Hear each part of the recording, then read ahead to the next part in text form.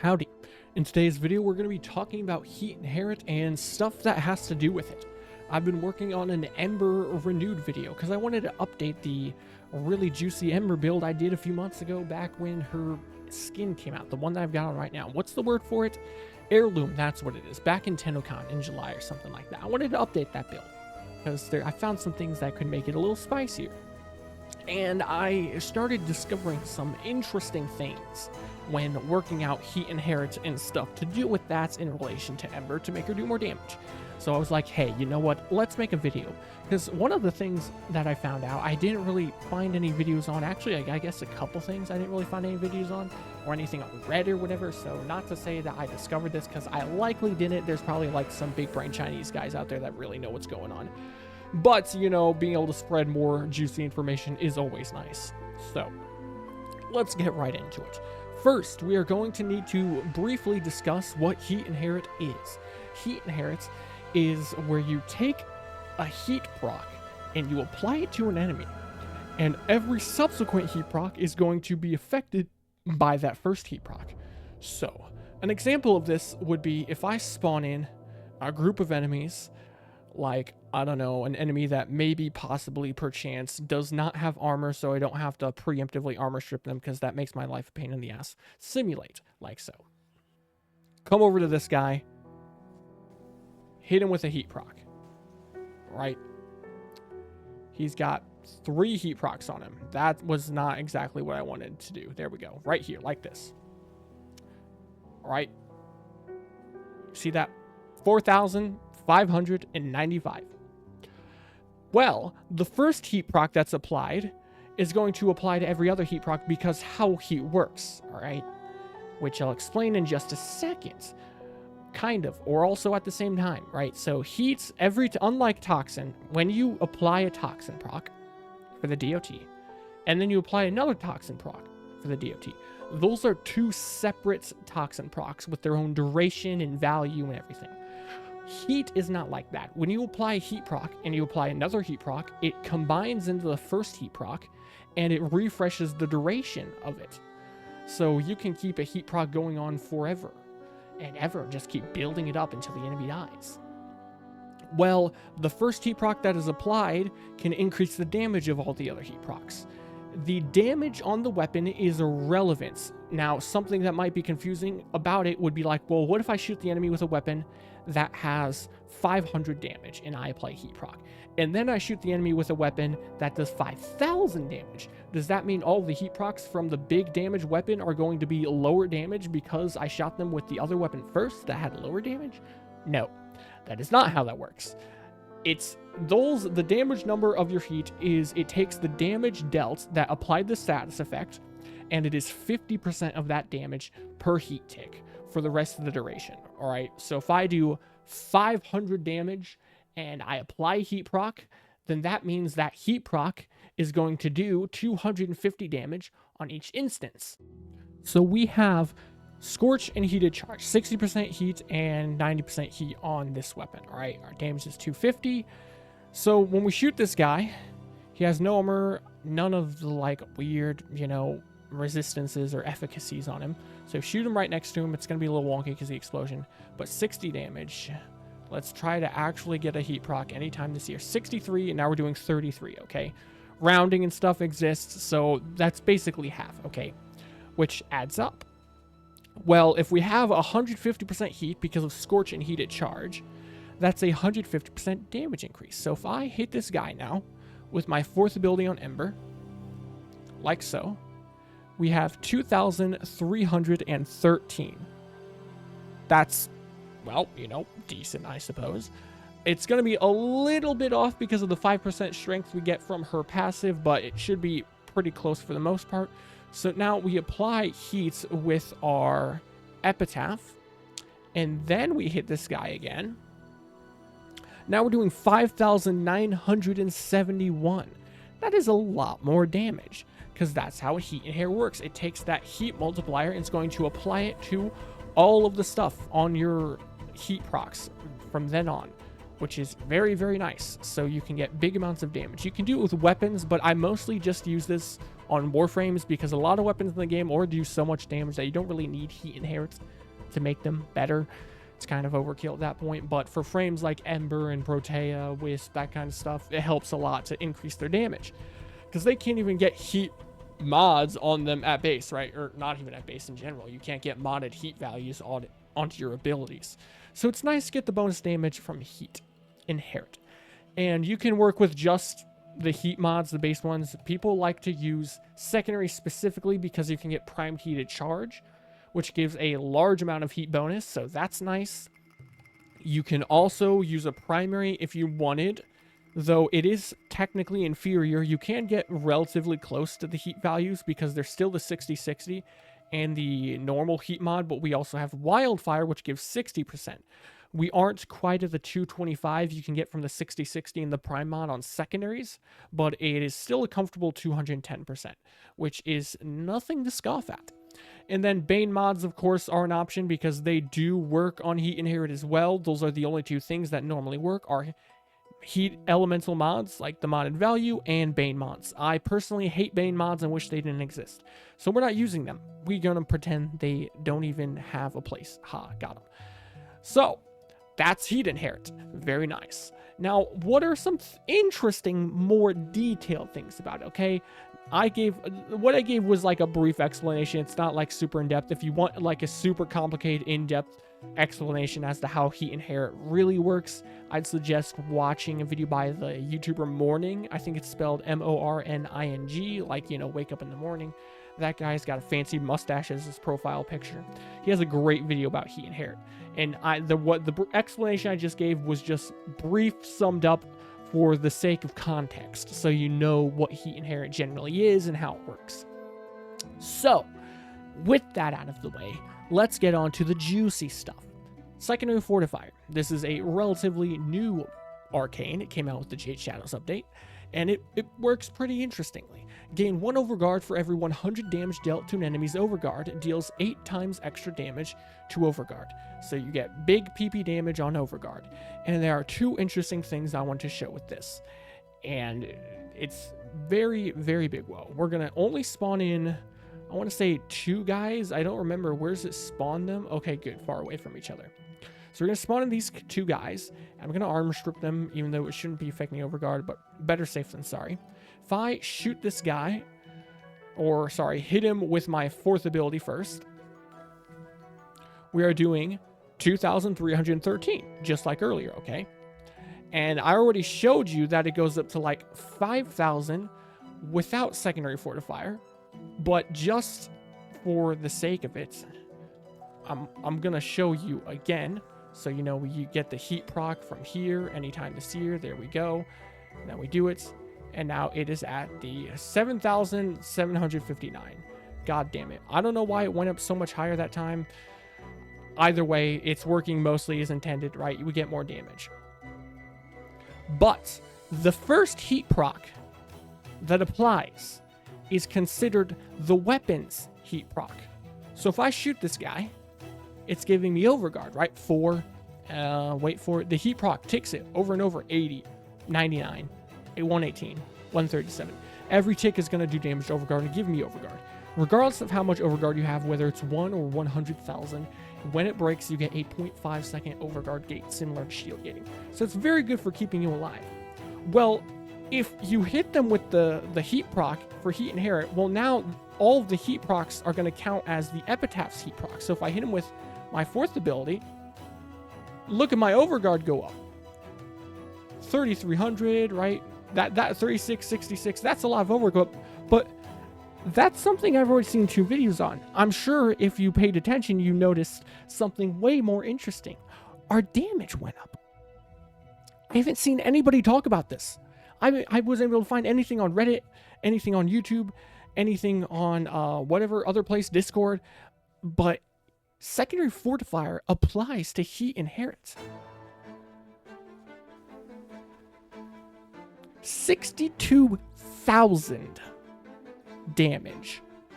It goes down, of course, afterwards because that damage multiplier only applies to overguard, but that is a huge damage increase. 8 times damage increase against overguard for heat inherit. That's amazing.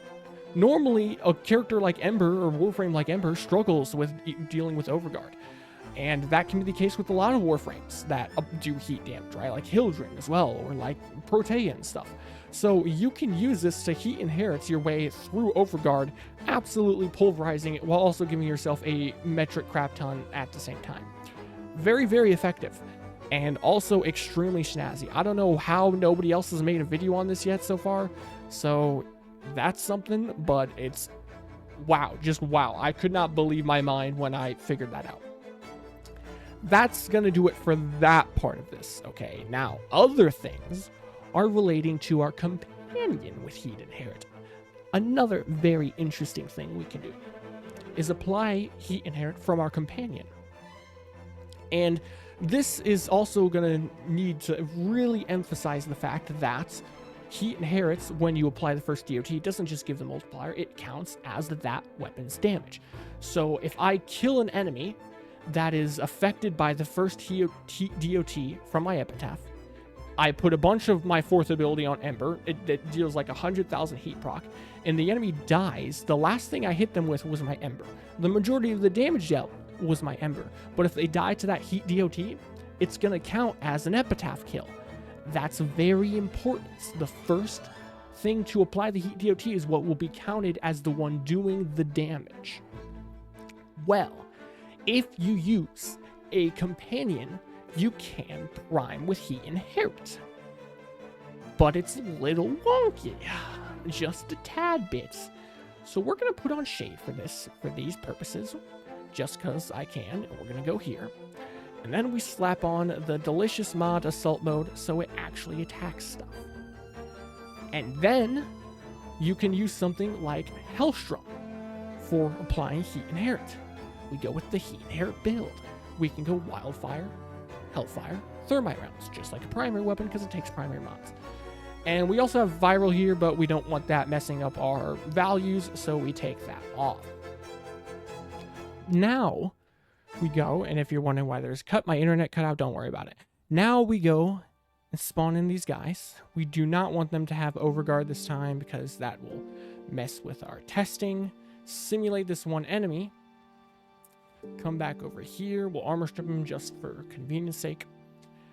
Let our guy attack him. See how we don't get the damage ticks? We don't see damage numbers, I mean. Hit him with Ember. We see the rain damage, but where's our heat DOT? We can't see it because it's not ours anymore. It's our companion's, so you won't actually get to see the damage numbers, which makes it really, really wonky. Like, really wonky. Kind of annoying. It also makes it really difficult to test stuff with whether or not it actually works. In my extensive testing, it does, in fact, seem to work most of the time. I really couldn't find a consistent way to show it for this video. So if I was able to, we're going to slap it in right now. Shabam.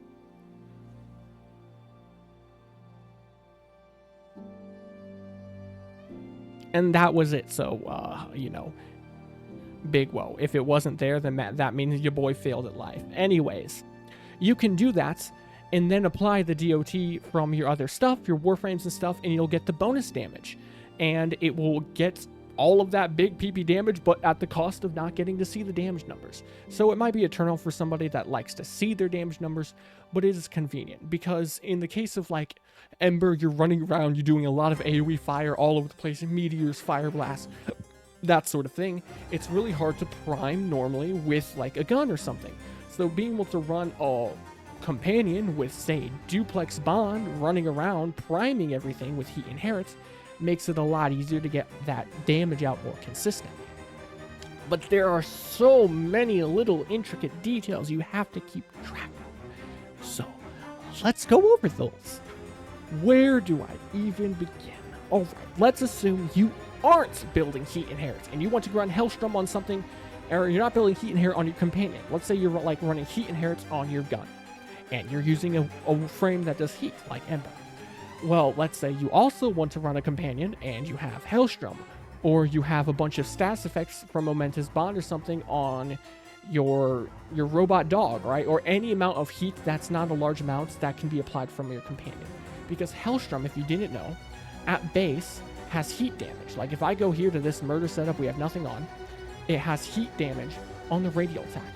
Well, this radial attack, it's going to apply heat, but without the bonus modded values and without the Bane or whatever if you run that. Which means if my companion hits the enemy with this heat DOT, and then I try to prime them with heat inherent with my epitaph, and then hit them with my ember, well, I'm not getting that heat inherent multiplier because it got hit by the Hellstrom's heat first. Really annoying. Things are going to get really confusing. Don't worry, it's going to get even more confusing, but very annoying. Don't do that if you're running a build where you use heat inherit. Other than that, a mod, Fired Up, exists. You get 5% heat damage on weapon hit. Stacks up to 100% and resets after 5 seconds with no hits. You would think, oh, that would be amazing for heat inherit priming. Yes and no. It is a Sentinel mod.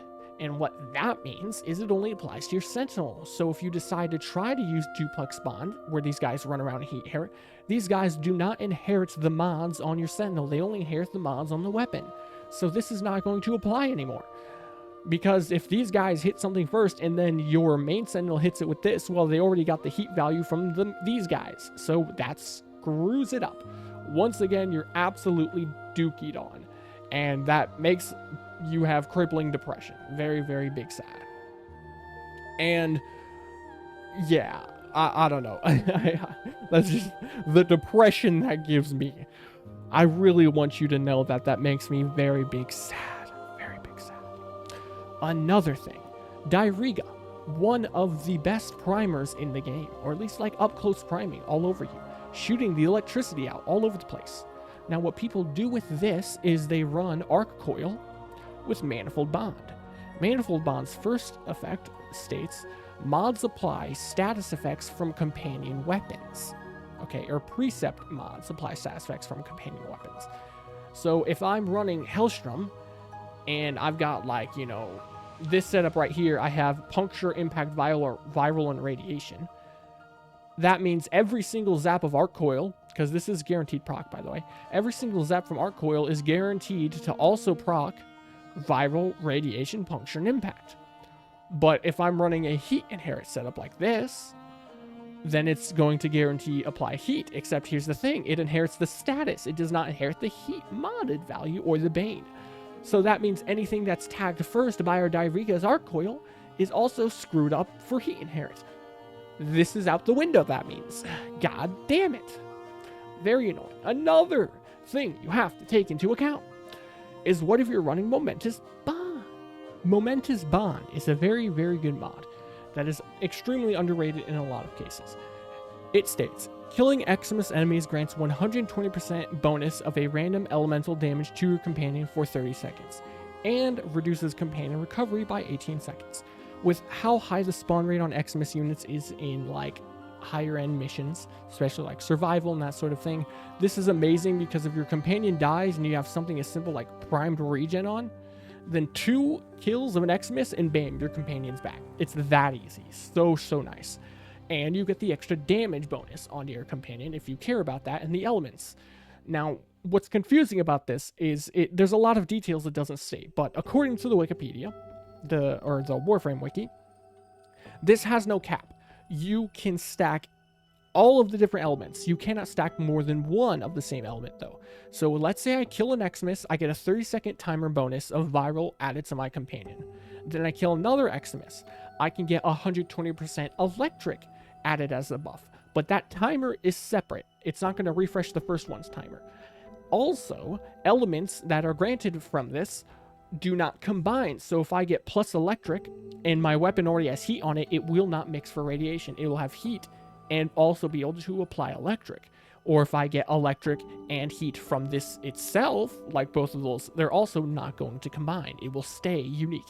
And you can get every single status effect in the game. All 6 combined and all 4 base. That's 10 extra status procs. 120% of a random elemental. Still though, this is 120%. And you know what that is? That's lower than the bonus that we're going to be getting from either a primary or a secondary for heat inherit. So if you're running Momentous Bond on your companion, chances are if you're also trying to run heat inherit on your weapons, you're screwing yourself over yet again, which really freaking sucks. Highly unfortunate. And then another thing, with Manifold Bond, not just Diriga, okay? The bonus status you get from Manifold Bond and Diriga on Arc Coil, right? The status proc that it does for heat that doesn't carry over the modded bonus applies to, from what I have been able to tell, any sort of precept that does that, which means like a doggo. If I'm running this doggo and he uses Repo Audit or whatever and has Manifold Bond to spread a bunch of statuses and I've got heat on this guy, that's gonna screw me over for heat inherit completely. So it's really, really rough.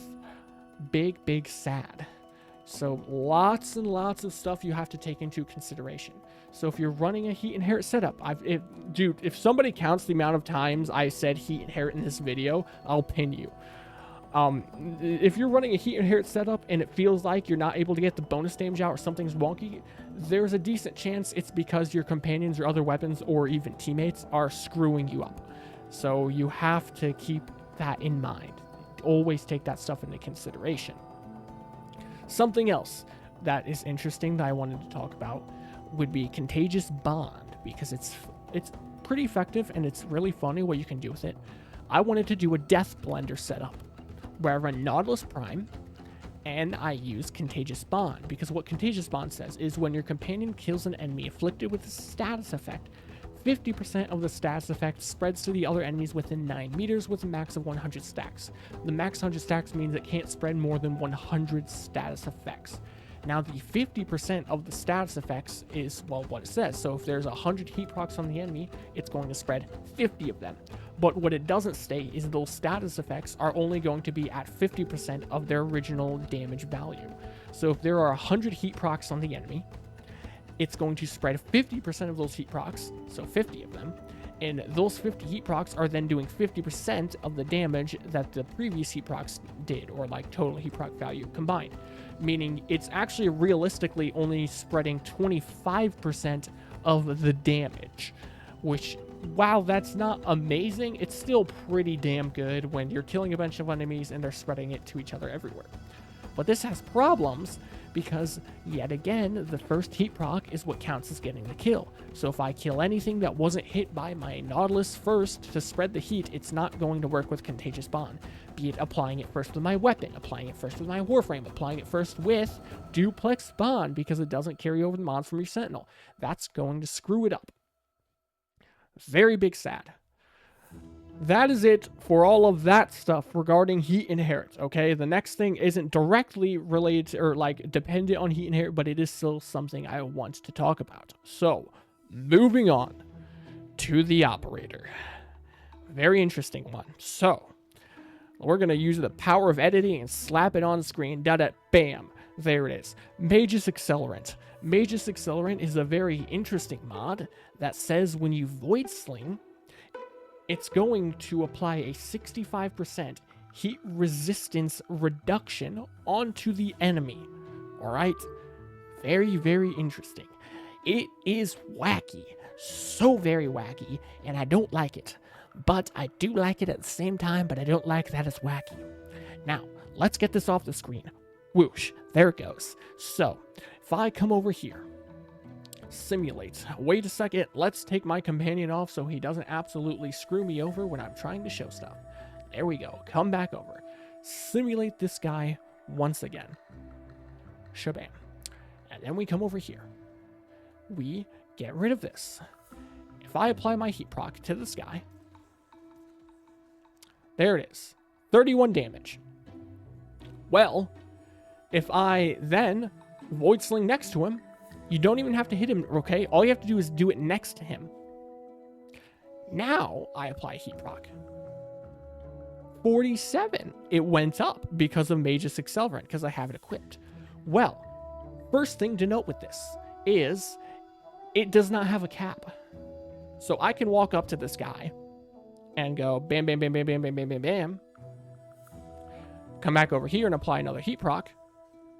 And what do you know? It's at 216. That's pretty crazy. Now, the 65% has no cap, but it is additive with itself, because if it was multiplicative, that would break the game. But theoretically, there is no cap. You just keep applying over and over and over and over and over for more damage, but because it's additive, after a certain point, it starts becoming such a little increase in damage, it's not worth it. So I'd never really do more than on a group, like walk up to them and just drain my energy bar, spamming it on the ground near them to get that damage bonus. Very, very big wow. And it applies not just to the heat DOT. You can see that my direct damage is going up, even though I'm not doing, or even though it's not like the DOT itself, because I'm doing heat damage on my weapon. So like if I shoot this guy, say in the body like this, 29,000, even though I didn't get a status proc, now we do all of this again, and I shoot him, 41,000 went up because most damage is heat damage. So it's heat damage, not just the heat DOT. Now this applies on Void Sling, and your Void Sling has a base 2 meters of radius. So that is very important. It's only 2 meters, which is a bit of a sad face. But you would think, wait a second, can I increase that with like Mage's Cloud at max rank? You get 300% increase in radius on your Void Sling. Or even another option would be on Naramon. Okay, Naramon has Sling Stun, 200% Void Sling radius. Except here's the thing, it doesn't apply. I don't know if it's a bug or if it's intended, but DE did something wonky. So if I come over here and I go, shapow, there we go, 28 damage. Then I come over here and I go, shapow. It will obviously go up, 48 damage. Now, 200% of 2 meters is 6 meters. So that means if I'm 5 meters away right here, it should apply, right? So we go, waba, that's the wrong ability. There we go. 5 meters, and I sling the ground.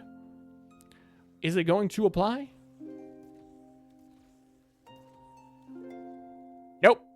No, it's not. 49. I think it was 46 before, but, you know, rounding, weird stuff. Otherwise, it would have been up to like 70. That's really, really big sad face, meaning you can only make use of 2 meters, which is right here. This is 2 meters, okay? Whereas if Mage's Cloud worked, you would be able to go up to here, 8 meters. That would be crazy, crazy juicy.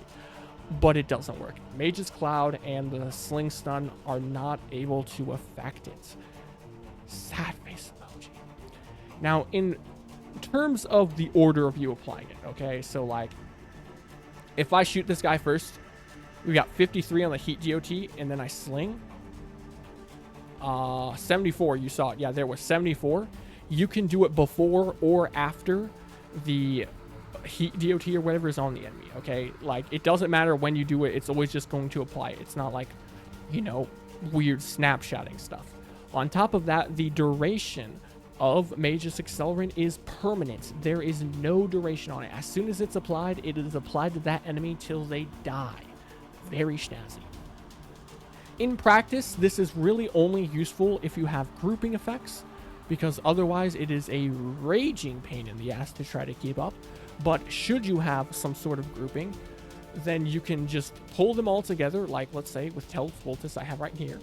Go into your operator, and then even though it's probably not going to like hit the guy on the far end over here, like if I, you know, do that, you can see he was 4 meters away. It's not going to hit the whole group, but you can still then do it, and it's going to apply to most of the enemies in the group of guys you suck in. So better than nothing, and it's still a source of unique damage that I don't believe there's anything else in the same category of increasing your damage in the entire game that I know. And I think that's it for the heat stuff. I hope some of this information was useful. I'm sorry that I didn't word a lot of this properly. I'm really, really bad at trying to word stuff like this and talking it out. But we gave it our best. I mostly just want to get this information out there for anyone that might want to make use of it. And hopefully somebody does. Now I'm going to be making use of some of this delicious stuff in the Ember video, the updated Ember build, here in a little bit. So stay tuned for that if you want to see it. You know, maybe subscribe or something. Oh, well, that's it. If you like the video, leave a like and subscribe for sure, for sure. Adios.